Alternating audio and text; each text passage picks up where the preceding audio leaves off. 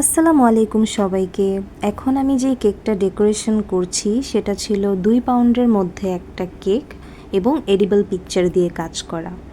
তো আমি যেই পেজ থেকে বা যেই ভাইয়ার থেকে সবসময় এডিবল পিকচার নেই, আমি জানি অনেকেই আমাকে আস্ক করবেন যে আমি কোথা থেকে নেই।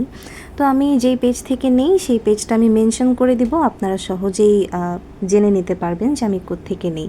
ভাইয়ার ব্যবহারটা খুবই ভালো আর ভাইয়া খুব সুন্দরভাবে খুবই ভালো মানের এডিবল পিকচার আমাকে দিয়ে থাকে সবসময়।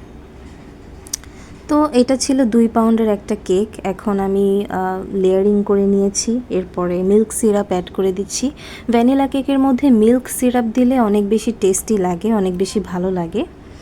তো এই পর্যায়ে আমি ফিনিশিং দিয়ে নিচ্ছি। আর আপুটা আমাকে বলেছিল তার তেমন কোনো ডিজাইন মাথায় আসছে না, এডিবল পিকচারের মধ্যে কেমন ডিজাইন দিলে ভালো লাগবে সেটা আপু বুঝতে পারছে না। তখন আমি বললাম যে আচ্ছা আপু, তাহলে যেটা ভালো লাগবে আমি সেরকমই একটা করে দিব। তো আমি আসলে কেকটা যখন ডেকোরেশন করছি তখনও ভাবছিলাম যে আমি আসলে কী ডিজাইন দিব, অথচ যেটা আমি ভেবেছি সেটা কিন্তু লাস্টলি আমি দেইনি, অন্য রকম একটা ডিজাইন দিয়ে ফেলেছি।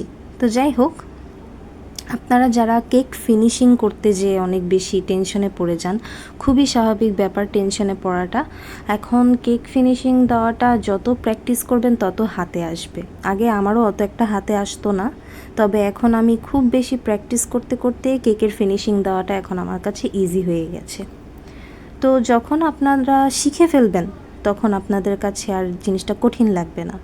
তো দেখুন, প্রথমত আমি হোয়াইট কালারের মধ্যে ব্লু কালারের কাজ করাটা করতে করতে খুবই ত্যক্ত হয়ে গিয়েছি, তাই এখন আমি একটু ডিফারেন্ট টাইপের কাজ করতে চাচ্ছিলাম। এই জন্য আমি ক্রিমটা একটু বাটার ক্রিমের কালারের মতো করে নিয়েছি, হালকা হলুদ রং দিয়ে। তো বাটার ক্রিমের মতো কালার দিয়ে এটার মধ্যে ব্লু কালার দিয়ে কাজ করব। আমি ভেবেছিলাম অত একটা সুন্দর লাগবে না, বাট দেখুন কতটা সুন্দর লাগছে।